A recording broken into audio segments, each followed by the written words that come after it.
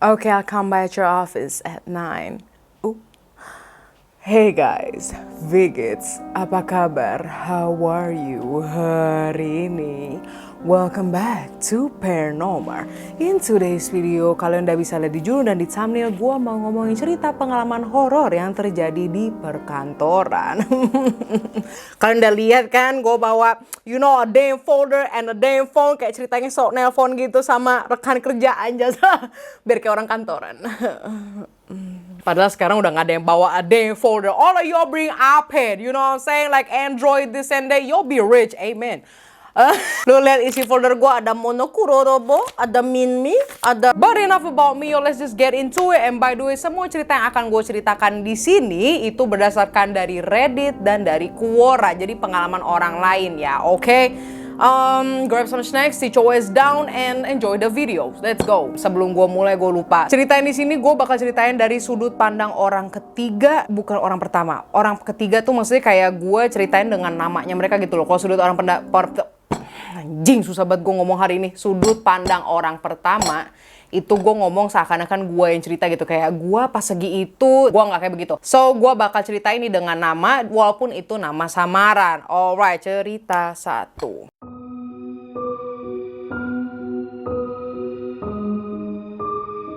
Pada suatu hari di Orlando ada sebuah company gaming, yes, jadi ini company-nya lumayan besar. I can't say the names, pokoknya ini perusahaan bikin video game. Nah, salah satu employee dari company gaming tersebut, dia mempunyai akun anonymous, ya bukan namanya anonymous, maksudnya dia namanya nama samaran, dimana dia menceritakan Twitter thread, dimana sampai akhirnya dia buka Reddit juga, dimana dia juga menceritakan full story-nya. Jadi ada apa dengan employee company gaming ini? Pada saat itu, game tersebut tuh belum gede banget, dimana mereka production itu masih kecil, ya mereka udah punya kantor, tetapi kantornya itu kayak bukan a big company di mana satu gedung tuh punya dia, enggak, tapi cuma satu lantai doang dalam sebuah gedung. Dia menamakan dirinya, nama samarnya itu adalah Max. Jadi si Max ini roughly pada tahun 2015-an, dia ini adalah salah satu desain video gamenya, di mana dia nih kerja lembur. Pasti kalian mikir, oh, udah pasti kalau video game company dan nggak cuma satu orang. Well, hold on, what Max been through itu beda apa yang kita kira. Ya memang bukan Max doang yang desainer gamenya, tetapi ada beberapa orang. Salah satu temennya adalah Chase. Nah, dia sama Chase ini cuma 2 orang yang terakhir kali dalam kantor tersebut. Like any other offices di mana di Amerika pun juga, kalau udah jam tutup kerja ya mereka udah bakal matiin lampu gitu loh ya. Cuma ada beberapa doang yang dibolehin nyala. But long story short, si Chase ini nggak nemenin Max sampai dia selesai, karena si Chase itu udah duluan lah kerjanya. Dimana akhirnya dia ninggalin si Max. Now the thing is, Max itu juga bilang bahwa dia itu adalah bukan seseorang yang takutan. Maksudnya dia apa-apa tuh dia bikin skeptis. He doesn't believe in ghosts or paranormal things. Maksudnya dia nggak pernah percaya lah sama hal-hal begituan gitu loh. Jadi dia nggak pernah ada rasa takut walaupun ditinggal sama si temennya itu, and dia itu cuma sendirian dalam kantor tersebut. Ya udahlah, si Max itu sendiri tetap ngeprogram gamenya like nothing happen. Lalu tiba-tiba ya udahlah, mulai deh tuh hujan. Dimana pas lagi saat itu Orlando tuh lagi nggak dilanda hujan gitu loh. Aduh, ini ada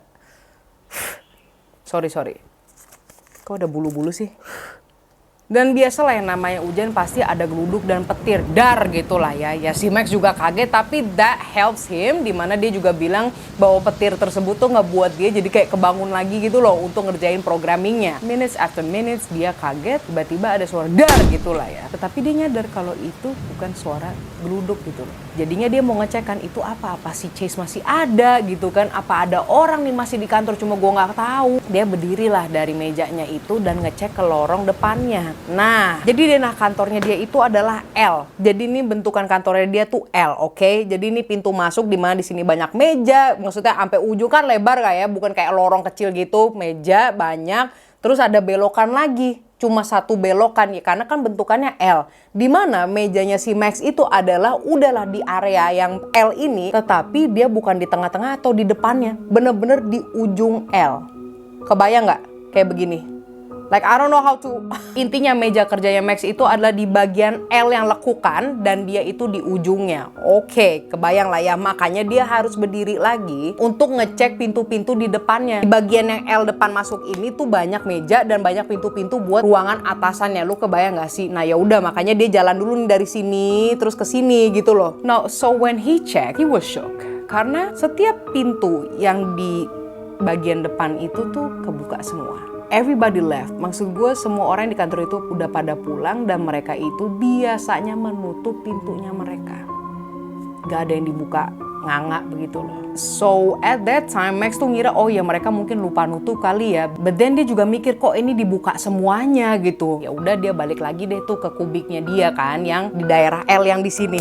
Ketika dia balik, itu baru pertama kalinya he felt something wrong. Walaupun bukan secara paranormal ya, he just scared kalau ini tuh dia lagi di prank gitu loh. And it's not funny, ini udah tengah malam. So, dia ini memutuskan untuk pulang aja deh. Gue udah malas dalam kantor ini, udah lah gue sendirian. It's really gelap, yang nyala itu cuma di bagian kubiknya dia. Yaudahlah dia matiin komputernya, di shutdown, terus layarnya juga dari terang jadi mati, jelek. Nah pas lagi dia lihat layarnya yang gelap itu, tiba-tiba ada figur perempuan di belakangnya dia.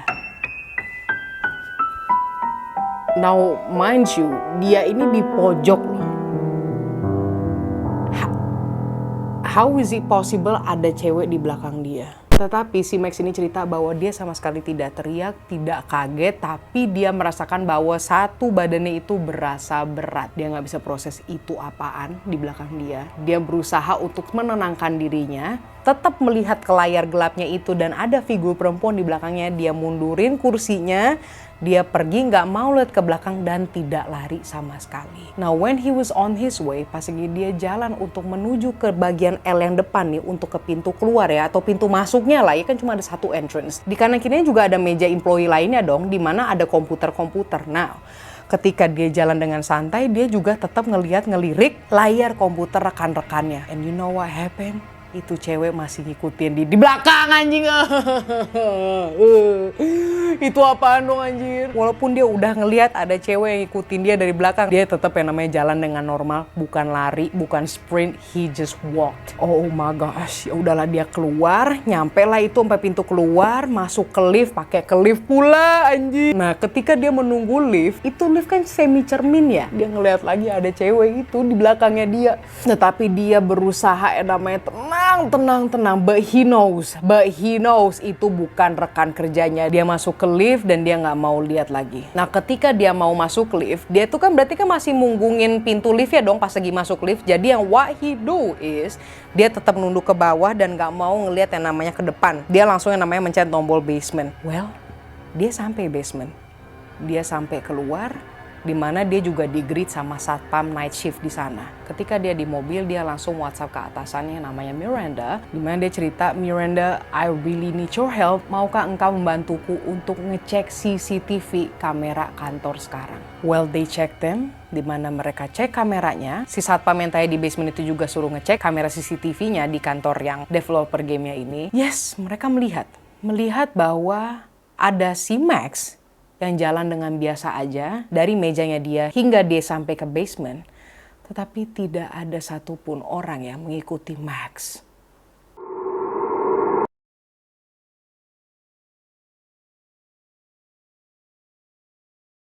Oke, cerita kedua itu bukan based dari Reddit atau Quora, it actually bener kejadiannya pengalaman diri gue sendiri.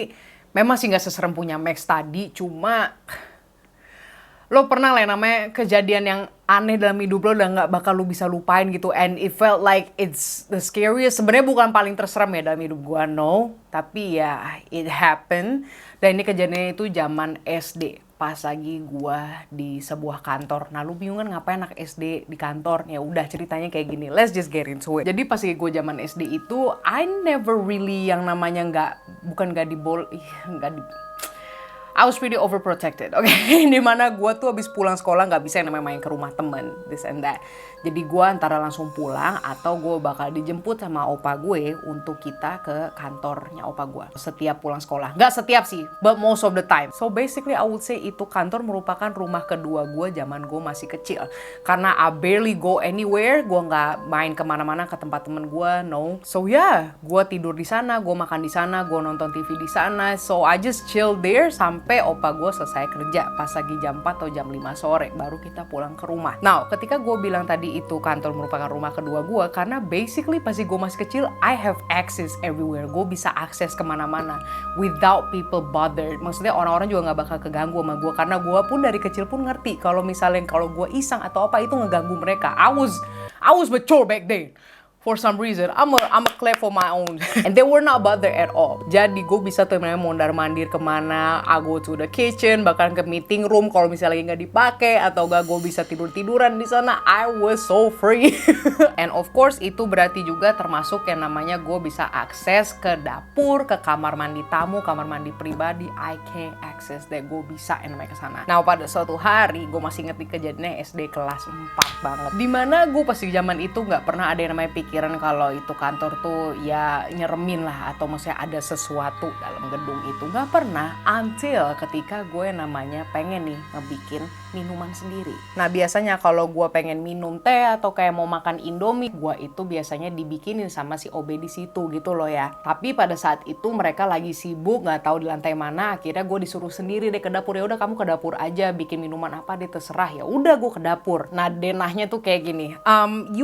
Setiap kantor itu pasti ada yang namanya back door atau pintu belakang yang dimana employee bisa masuk dari sana. Jadi nggak perlu dari kayak pintu utama karena pintu belakang tuh lebih deket sama kantornya. Lu bisa kebayang lah. Nah di pintu belakang itu mereka tuh ada 2 jalan. Kebayang nggak ya? Ini lu buka pintunya, terus kalau lu masuk ke depan ada lorong lagi biar masuk ke dalam office lainnya gitu loh. Tapi sebelum lo lurus itu tuh ada belok ke kanan. Dimana di kanan itu lorongnya kecil sekali. Maksudnya nggak kemana-mana lagi. Bener-bener lorong buntu yang cuma ada dapur. Nah jadi kalau bisa lu bayangin gue ini ke dapur yang di belakang ini. Dimana ya udah nothing else, nothing more. Cuma dapur doang dan kamar mandi. Oh my god, I forgot about it. Dan kamar mandi. Aduh kejadiannya juga di situ pula.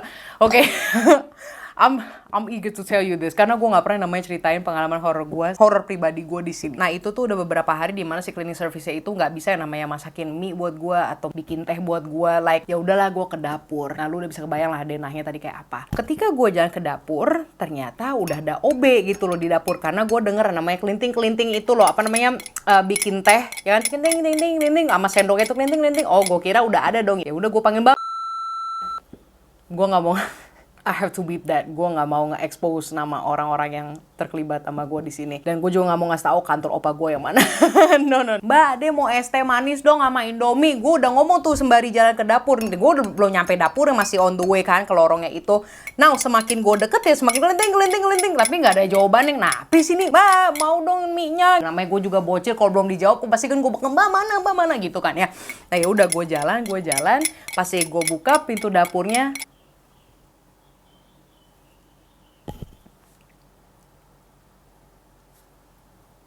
Cleaning service gue nggak ada.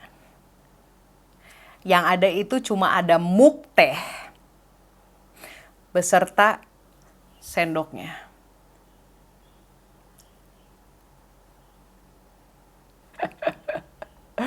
Pas lagi zaman itu gue masih mikir kayak ya udahlah. Oke.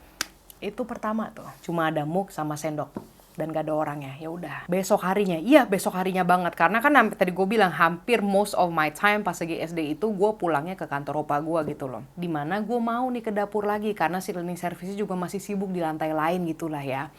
Gue ke dapur lagi, gak ada mikir yang tentang whatever happened kemarinnya dan gue denger lagi ada yang ngaduk-ngaduk. Dimana gue masih positif. Oh sekarang bener ada si Mbak A lah ya, gue nggak mau ngasih tahu namanya. Gue buka lagi tuh pintu dapur.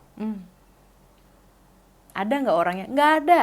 Tapi yang bikin gue kaget nih ya, bener-bener nih yang kedua kali yang bikin gue nyadar it's something happening right there adalah itu mug masih ada, sendok tehnya juga masih ada, tapi kali ini itu sendok tehnya gerak aja. Bukan ngaduk sih, tapi kayak abis tank kayak how do I say yo, gue nggak bisa nih. Pennywise, I'm a user belum. Ini kan misalnya gini nih ya kan. Bukan gua ngeliat dia lagi ngaduk-ngaduk sendiri ya. Horor banget anjir, udah kayak Indosiar kagak lah. Gua tuh ngeliatnya kayak abis keaduk gitu loh. Kebayang nggak? Jadi kayak masih ada gitu. Masih ada kayak motionnya dikit gitu. Bukan kayak ngaduk sendiri serem, enggak. Tapi kayak abis keaduk terus kayak orang ninggalin adukannya itu. Gua ngerusak balon Pennywise gua. So then ketika itu kejadiannya udah terulang lagi, kedua kalinya ya kan. I know something was up. Gua already woke enough dimana gua walaupun gua masih SD, I kinda understand what's going on. gue cerita lah sama salah satu employee di sana. Yes, I do have friends there. Bukan seumuran gue, tapi ya emang udah pada tua, cause they just love me. Gue cerita lah sama si tante ini, gue nggak mau ngasih tau namanya. Nah, si tante ini, and she just laugh. Tapi abis dia ketawa gitu, dia langsung pergi ke kubiknya temennya dia, dimana mereka pada ngumpul. Terus mereka pada nanyain, kamu lihat apa tadi Sasa? Like they know. Dimana akhirnya mereka jujur juga pas lagi gue udah gede kayak gini kan, gue balik ke kantor itu ya, akhirnya mereka juga cerita memang di area dapur kamar mandi itu mereka cerita juga versinya mereka, dimana lebih horor anjing. Oh my gosh, sebenarnya cerita orang-orang kantor di kantor opa gue itu jauh lebih serem daripada yang gue temuin di Reddit atau di Quora. Like you have no idea. Tapi itu bisa bikin sejam sendiri kali ya. Oh my gosh. Gue mencoba ketawa terus biar gue nggak takut gitu loh. Cause like it happened to me. Ada ceritanya lagi dimana si tante ini nih yang gue ceritain. Nah dia tuh punya rekan kerja juga kan. Dimana gue juga kenal sama si rekan kerjanya itu lah. Itu temennya si tante ini tuh udah pulang dari kapan tahu. You know what, itu cerita next aja cause it's going to be long as hell. But I guess this is it guys. I hope you enjoy today's story. Yang tadinya gue janji cuma cerita Reddit dan Quora, gue malah nyeritain pengalaman pribadi gue. I just can't help it karena gue keinget aja gitu loh tentang perkantoran. I was like, fuck, I have to tell you this. So I will see you hari apa ya? Hari Jumat dan hari Minggu. Di minggu depan, don't forget to like and subscribe. Follow your girls Instagram for more updates. And if you love my aesthetics, follow your girls on Instagram. Dan share my YouTube channel to your friends and family. Family juga, walaupun nanti bakal ngejudge like, who the hell is she? Why is she talking like that? I don't care. I need more subscribers. You know. You know what? Kayaknya sih gue bakal, I'ma give you a hint. Tapi kayaknya seingat gue pas gue bikin video di kantor itu gue nggak syuting di bagian dapur deh. Kalau kalian pengen tahu bentukan kantornya gimana, ada di video gue yang tipe-tipe guru deh kalau nggak salah. Ya, gue syuting di kantor opa gue itu. Tapi nggak semua lokasinya gue syuting itu, cuma kayak di meeting room sama di conference room doang. Seingat gue kayaknya gue nggak ada syuting di dapur ya. Cuma if you kepo ya terserah lu mau lihat sana-sana. And also kalau kalian punya cerita pengalaman pribadi ya yang nyermin dan terjadi di kantor, I actually want to know karena kayaknya gue mau bikin lagi nih yang part 2 di mana gue juga mau nyeritain pengalaman pribadi. Bukan gue sih. Kan yang punya gue udah lah ya. Ini pengalaman tante dan om yang gue kenal di kantor opa gue itu, yang kejadian di kantor. Dan itu lebih ngeri sih. Gue mau ceritain lagi di sini. So it's going to be part 2. Dan di video itu gue juga mau include cerita kalian yang terjadi di perkantoran.